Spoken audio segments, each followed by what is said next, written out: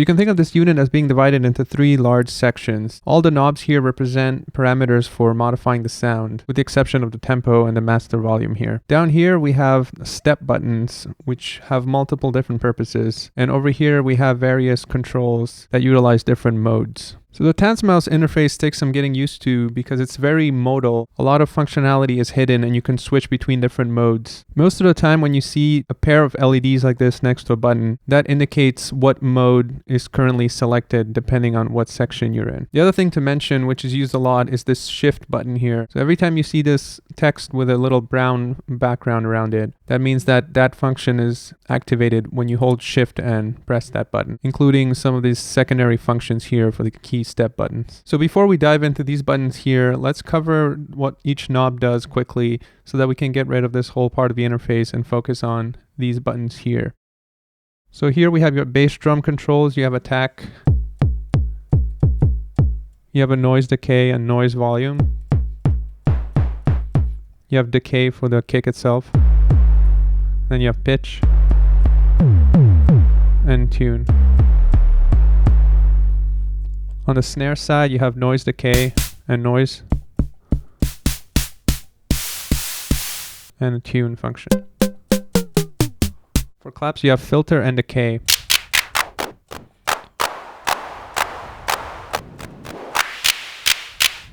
For the toms, you have attack,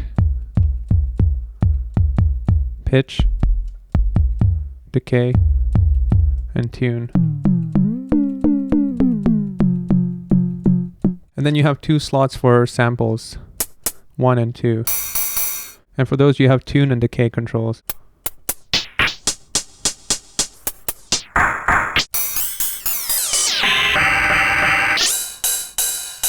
And over here we have tempo and a data control. The data control is dependent on the instrument. And down here you have a little list of things that indicate for each instrument what the data does. So for bass drum it does the drive, snare drum is decay tone, for clap it's attack, for toms it's panorama, for LFO it's the amount, for the samples it's the attack phase. And up here you have individual levels for each of the instruments as well as the master level. So that covers all of the knobs here. So now we can focus on only the buttons here. So there are 2 primary states that the Tanzmaus can be in, either in playback or recording. For recording, you can either engage step mode like a standard TR sequencer, or you can play the rhythms by hand in real time. So these 2 LEDs here indicate what mode you're in. When both LEDs are off, you're in play mode. When the right LED is on, then you're in step record mode. When the left LED is on, then you're in manual trigger mode, where you can play things by hand. So let's start off by recording a simple pattern because that'll give you an idea of how it works. Let's record it in step mode. So to enter step mode, you hold this button and then you choose the track you want to program. So if I hold this, I press bass drum. Now you can see the right LED is on, indicating that I'm in step record mode. And now I can program a basic pattern. And to start and stop the sequencer, you hold shift and press the first button here. You can see it says play under the shift menu.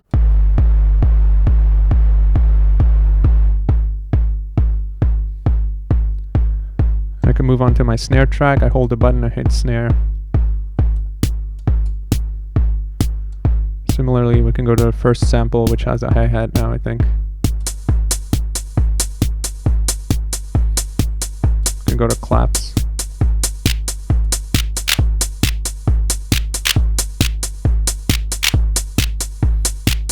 And it's really that simple. Another key thing to mention is how the different parameter knobs affect the sound. They can either be locked per step, so you can have a different setting on every step, also known as parameter locking on Electron machines, for example. Or you can set it to manual mode, where what you see on the panel is what you'll get. And you can toggle those with the step 11 shift function. So if I hold shift, I can toggle between manual and step mode. Right now it's in step mode by default, but I can turn it to manual. And now whatever I have on the front panel is what you're hearing.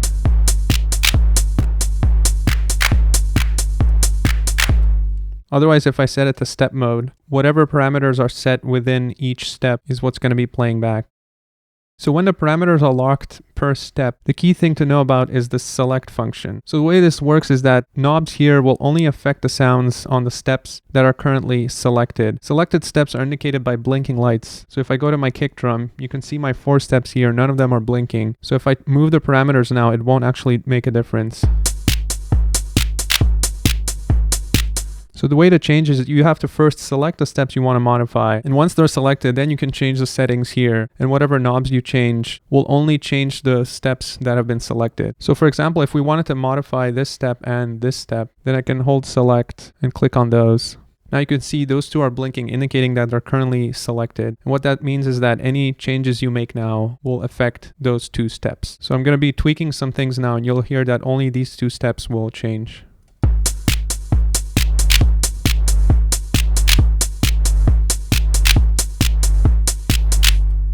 And the way to lock the settings is to press select again, and that'll unselect everything and it'll remember the settings you had for those steps. So that's one way to record parameters on a per step level.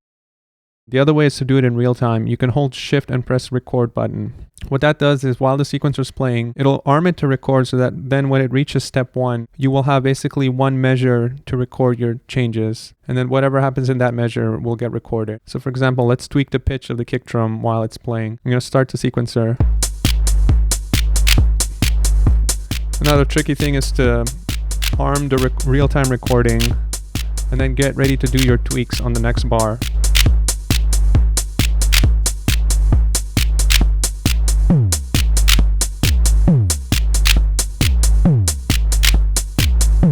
And you can do this for all the other settings as well, for all these parameters.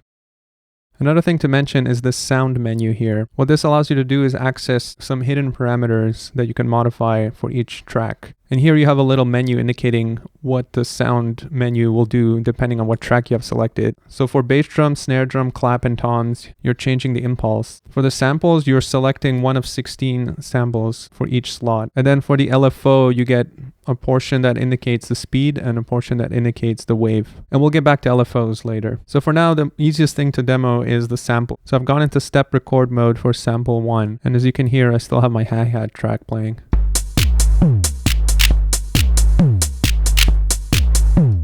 So now if I wanted to change the sample that plays on one of these steps, I followed a similar procedure as I did before. First, you have to select the one you want to modify. So for example, let's modify the last two. So now they're blinking. So now I can go into the sound menu here. I hold sound, and now I have one of 16 samples to choose from. So let's pick a random one, like 9, for example. So now when I played back, the first 2 sounds will be the hi-hat that we just heard, and the last 2 will be whatever is in slot 9.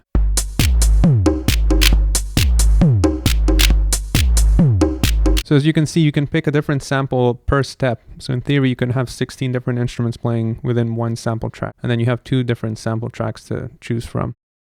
So for the 2 sample slots, you'll notice there's this alt track next to each one. This allows you to have an alternate sound. But the key thing to know here is that you can't share steps between these 2. So they can only be in alternating steps, but it allows you to have some diversity in sound between the 2. So for example, if I go to SP1 and I program a basic pattern, and if I go to the alt, I have to make sure I pick an alternating pattern. And then I can choose different sounds. And similarly, you have the same functionality for the second sample. So let's move on to some of the options you have down here with regards to the pattern that's currently playing. The first one here is shuffle. So in order to engage shuffle, you hold shift and press the first button, which says shuffle here on the brown menu. And now you're in shuffle selecting mode. And you can select one of 16 different shuffle degrees. So let's say like 5. Or we can choose something more extreme. And you press shift again to confirm. So again, it's shift, shuffle, then you have a selection, you pick your selection and you press shift to confirm. And it works similarly for some of these other things. So if we move on here, we have the last step. So I can hold shift, step length. You can see here, it's currently set to the 16th step will be the last step. So I can make it 11, for example, and I hit shift to confirm.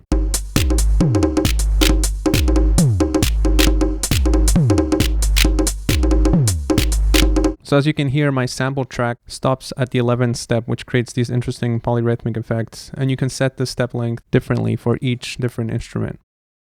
The next parameter you can change is scale, which goes from 32nd note, then 16th note triplets, then 16th notes, then 8th note triplets, then 8th notes. So you have 1 through 5 to choose from. By default, it's set to 16th notes. So we can pick 8th notes, for example, and confirm.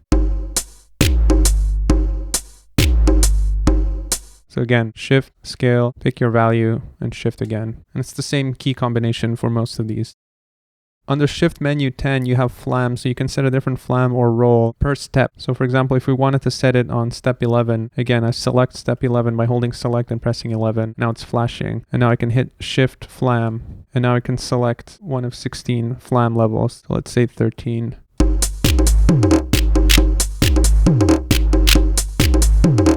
And now you can hear that quick roll on step 11. In addition, you have 4 different accent levels that you can set per step again. Procedure is very similar. You hold select, choose the steps you want to modify, let's say these 2, and then you can modify the accent level by holding shift and picking one of 4 accents. 1, let's say. So some of the steps are more quiet now. Another thing you would have noticed here in these steps is that a lot of them have associated LFOs, and you can modify the modulation amount, the rate, and the waveform for the LFOs. But the destination for what the LFO modulates is fixed. So LFOs behave very much like normal tracks. So in order to program an LFO, you can select an LFO in the step record mode by holding record and choosing that track, which in this case is LFO for the bass drum. And then you place step triggers where you want the LFO to start. So for example, it'll start here and it'll keep cycling. So the idea is you can have different LFO settings triggering at different times. Once you're in an LFO track, this data knob controls the LFO amount. And in order to control the speed and the waveform, you get that through the sound menu. So once I'm in the LFO track, so if I hold sound here, 1 through 12 control the speed and 13 through 16 control the wave. So you have 4 different waveforms to choose from. You have sine up, sine down, saw up, and saw down. So for example, I can choose a pretty fast LFO and choose a sawtooth modulation. Now you can hear the wobble in the kick drum, so I can slow it down a little bit.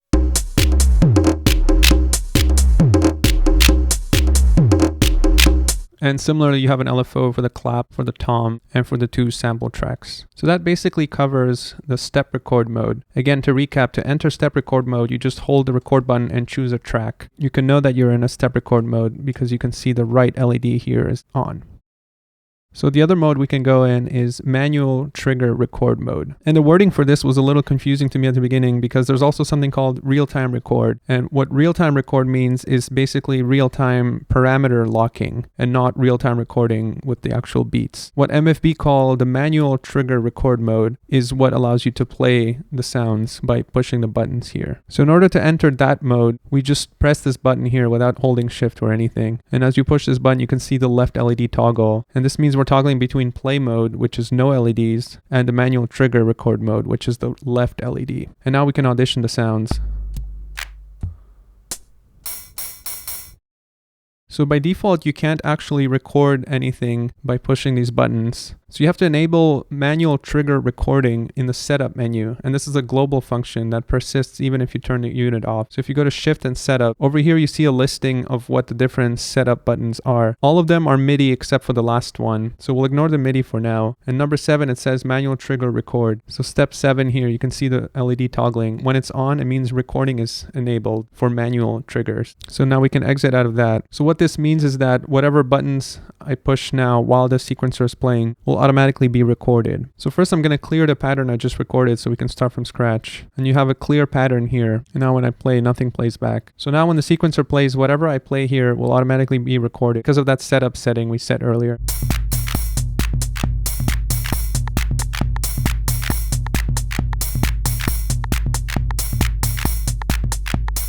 In addition to using the buttons here to program in real time, you can also trigger the notes via MIDI, which we'll talk about later. And finally, the third main mode is play mode, and you get to that by toggling this button again, making sure that neither of these 2 LEDs are on, and now you know you're in play mode. And what this allows you to do is it turns these buttons into mute controls.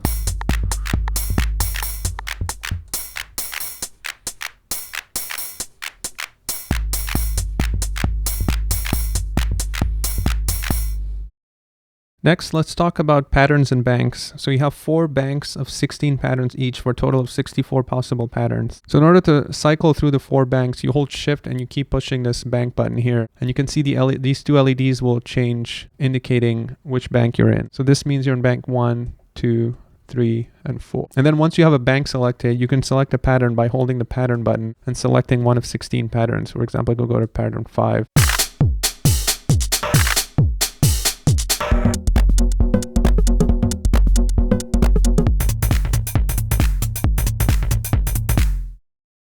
And then while we're on the subject of patterns, let's talk about this chain function here, which is another shift function. Chain allows you to chain patterns together in any order you want, but keep in mind the setting is not saved, so when you power cycle the device, it'll be gone. So it's more used for live performance. In order to program a chain of patterns, you hold chain and then you push a combination of which patterns you want to play in what order. So for example, if I want 5, 9, 8, now I press shift chain.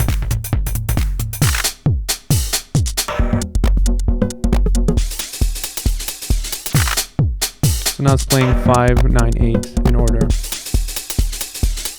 And it's going to keep looping. And then finally, to exit out of chain mode, you hit shift chain again.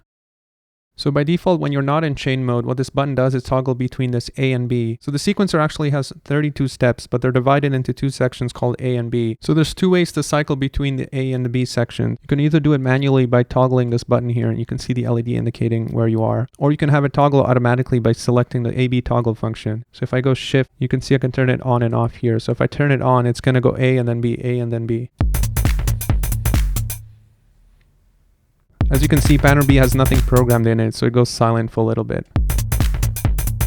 So we can go back to step programming and select, for example, our bass drum. Then I can select the B section and program another pattern here. So now I'll have a bass drum in my B section.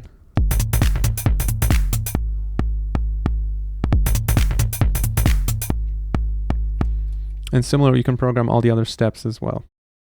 So if you want both A and B to have the same pattern data, you can copy things over using this copy A and copy B button here. First, you have to select either A or B to be the destination where you want things copied into. And then from there, you choose where you want things copied from by using these buttons here. So if I want to copy A into B, first I select B here, and then I hold shift and I hit copy A.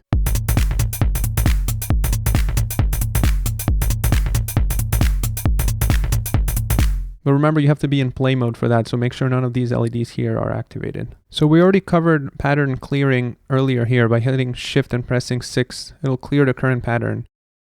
But next to that, you have store patterns. So if you want to save your current pattern, first you select the bank you want to be in, the same way that we did before by holding shift and toggling the bank. And then once you select the bank you want, you can store it by hitting shift 5, so shift store pattern. And then it'll ask you which of the 16 patterns you want to store in. So for example, I want to store in 4, and that'll save your pattern into slot 4 now.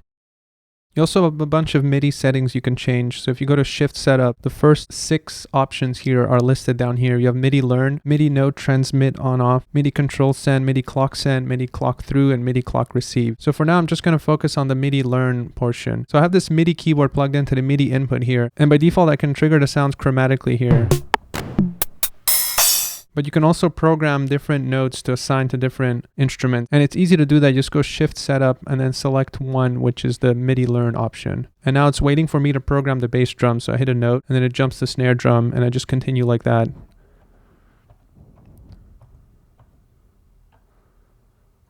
And now it's programmed all of them here. So if you don't like the chromatic, you can program something else. Or if you have a drum machine or some other MIDI device that you want to program. So I like to have mine in the standard general MIDI format. So I'm going to try to achieve that here. I'm going to go to MIDI Learn again. Bass drum, I like it here. Snare drum on D. Rim shot, E flat. Clap on D flat. Tom on G. My hi-hat on F sharp. Alternate hi-hat, G sharp. Sample 2, I'm going to just do B flat. And the alternate for that, I'll do B.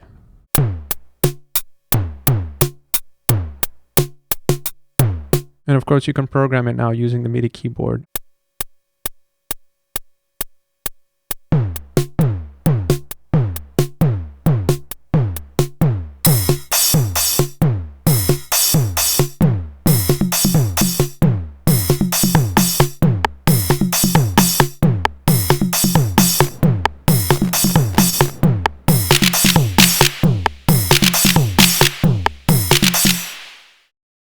And that pretty much covers it for the Tanzmaus. It's a fairly feature-dense unit. So it's a double-edged sword because on the one hand, you have a lot of functionality. Like you can have individual step lengths per track. You can change the scale. You can toggle between A and B. You can chain patterns. You have 2 sample slots that you can vary per step. But on the other hand, it takes a little getting used to in order to get familiarized with all the different shift settings and all the different modes to switch in. But if you're just using it as a standard TR-style drum machine, then it's fairly simple. You only have to learn a few button presses. And once you get the hang of it, it's not that bad. pad. You just hold this button, select a track, program the steps you want, hit play, and you're good to go. It's only when you need to delve into some of the other functionality that you need to wrap your head around some of the other button combinations. Hey guys, if you made it this far, thank you so much for watching. Remember, if you enjoyed the video, leave a like and share it with your friends. Also, be sure to subscribe to stay up to date with future videos like this one. I'll see you guys later.